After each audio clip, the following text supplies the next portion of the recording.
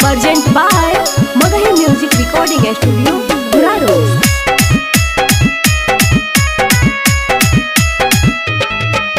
Music by Mantu Mani.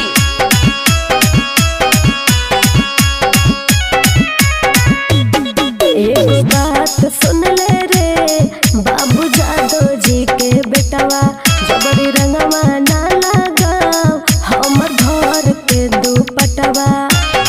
केतनो तू हाला करनी नाही मनबौगे का केतनो तू हाला करनी नाही मनबौगे हाँ नाही मनबौगे दहिया आहिर काके गाहिर रंगवा भीतर डालबौगे दहिया आहिर काके गाहिर रंगवा भीतर डालबौगे।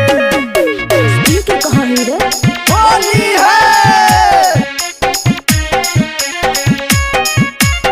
Mixed by Ajit Yadvanshi.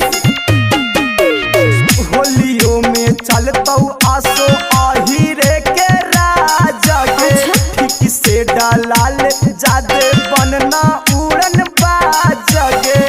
रे छोड़ा जा दे अपन जात के ना कर बड़ैया रे, न तो होई जैतो छोड़ा दूगो जात में लड़ैया रे। कुछ हो बहु फसल हम नहीं बदल बौगे अच्छा। हाँ नहीं बदल बौगे दहिया आहिर काके गाहिर रंगवा भीतर डाल बौगे दहिया आहिर काके गाहिर रंगवा भीतर डाल बौगे। इतना हिम्मत? होली है Mixed by Ajit Yadvanshi. राजा रोशनवा के हो एक गोया बाजी दगे की? बिना डेरले रंगबो छौड़ी तोर में चीज गे।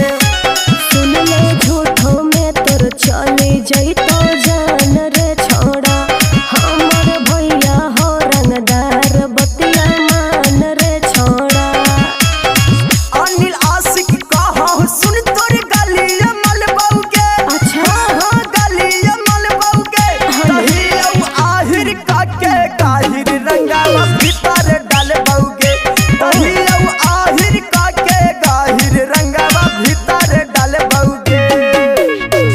अच्छा तो देख ले बहू।